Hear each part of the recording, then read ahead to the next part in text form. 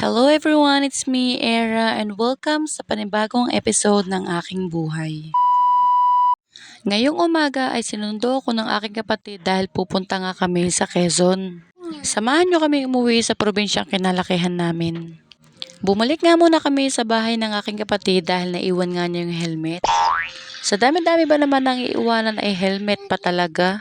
Siya pa nga itong naiinis dahil kailangan naming bumalik at magsayang ng gasolina. Pagdaan nga namin ay meron kaming nakitang talaba kaya sabi ko sa kapatid ko i-try namin. Sobrang tagal ko nang curious dahil nakikita ko nga sa mga content creator na talaga namang tinatry nila yung ganitong talaba. Sabi ko nga sa nagtitinda, hindi nga kami bibili at itatry lang namin. Kapag nagustuhan namin ay saka kami bibili. Sabi pa nga ng nagtitinda ay free taste na daw pero sabi ko kapag hindi kami bibili ay babayaran namin itong tinikman namin. Sobrang dami ko nakikita mga content creator na nagtatry nito pero dahil nga curious ako sa lasa, sige itatry din namin.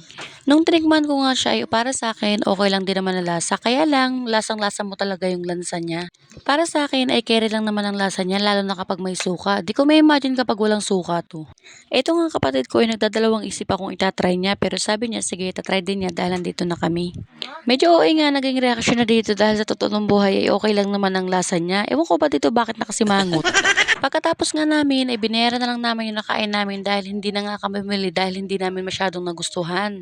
Para sa akin ay okay lamang ang lasa niya kung tikim-tikim lang pero pag madamihan ay hindi talaga carry. Well, iba-iba naman talaga tayo ng taste kaya hindi nyo din kami masisisi. After namin tikman ng talaba ay nag-start na din nga kaming bumiyahe dahil medyo tinanghali kami dahil nga bumalik pa kami sa bahay nila. Sabi ko nga sa kapatid ko ay wag siyang masyadong magmadali dahil wala naman kaming oras na hinahabol. Enjoy na lang namin ng biyahe. Habang bumibiyahe nga kami ay inaantok na ako. Grabe, feeling ko malalaglag na ako dito. Grabe, sa sobrang lakas nga ng hangin, feeling ko talagang malalaglag ako lalo na't antok na antok pa naman ako. Eto nga kapatid ko talaga naman lalong binilisan. Hay naku, ewan ko na lang kapag naging kwento na lang tayo nito.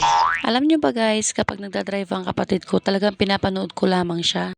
Anytime nga na bumibilis ang takbo niya at sumisingit kung saan-saan lalo na sa malalaking sasakyan ay agad ko nga kinukurot ang tagiliran niya. Simula bata pa lamang nga kami ay talagang tinuruan na kami mag-drive at natuto din nga agad kami.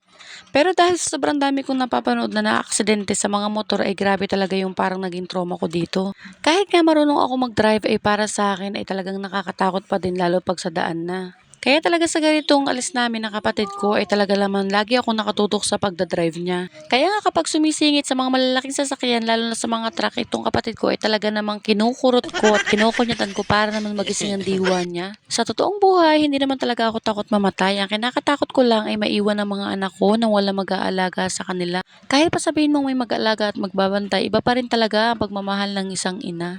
Meron talaga mga bagay na kayang ibigay ng isang nanay na hindi kayang ibigay ng ibang tao kahit ano pa yan. Kaya nga sa mga nanay dyan na may mga pinagdadaan ng pagsubok, naku, lumaban lang tayo dahil kayang-kaya natin ito. Sa lahat ng hamon ng buhay, kailangan nating maging malakas kahit hindi na lang para sa atin, kahit para na lang sa mga anak natin. Kapag tayo ay napapagod, dapat lang na magpahinga tayo pero hindi tayo pwedeng sumuko. Isa sa mga naging lesson ko sa buhay ay ang magbigay ng break sa sarili kapag hindi mo na kaya talagang feeling mo magbe-breakdown ka na. Kung hindi mo nga bibigyan ng chance ang sarili mo at pag-aalaga ay wala talagang mangyayari sa iyo, matadala ka ng mga pagsubok at matatalo ka nito. Kaya para sa akin, kapag nga nanay ka, pwede ka mapagod pero hindi ka pwedeng sumuko. Isipin mo na lang na kapag wala tayong mga nanay, ano na lang mangyayari sa mga junakis natin. Dito sa part na to ay makikita nyo na puro bukid na at palayan. Ibig sabihin, nasa Quezon na nga tayo, tama po kayo. Bukod nga sa maganda at fresh na tanawin, ay maaamoy mo rin talaga dito ang fresh na hangin. Malayong malayo sa amoy sa city. Parang nga doon sa mga taong stress at kailangan talaga mag-unwind, para sa akin ay napakagandang option nga nitong Quezon. Dito nga sa amin sa probinsya ay napakarami ng tourist spot. Pwedeng-pwede ka mag-unwind dito kahit na magligalig ka pa buong magdamag. Hindi ko lang sure sa iba kung na-appreciate pa nila ang beauty ng province. Or para sa akin napakaganda nito dahil nga dito kami lumaki. Napakasarap naman nga talaga sa ilong na pagising mo ay fresh na hangin ang maaamoy mo. Hindi nga kagaya dito sa atin sa city na baho ng chismosa yung maaamoy mo. Charot lang. Dito nga sa amin, ang maganda rin bukod sa mga tanawin at sa fresh air ay walang masyadong chismosa. Charis. Kahit sa naman ata hindi na mawawala yan. After ng ilang minuto namin na pagbabiyahe, heto't nakarating din naman agad kami. Hindi nga kalayuan ang pinanggalingan namin dahil galing lang naman kami sa Batangas. Nararamdaman ko nga na malapit na kami sa amin dahil kapag gantong lubak-lubak na yung daan. Hindi ko lang din nga sure dahil simula bata pa ako ay ganito perfecto na talaga yung daan dito. Sa tagal-tagal namin nagstay dito nung mga bata pa kami at dito nga kami dumadaan kapag nangangaroling kami tuwing Pasko ay hindi pa rin nga ito nagagawa hanggang ngayon. Pagkatapos nga ng 100 tumbling ay heto rin kami at nakarating din nga kami sa bahay namin.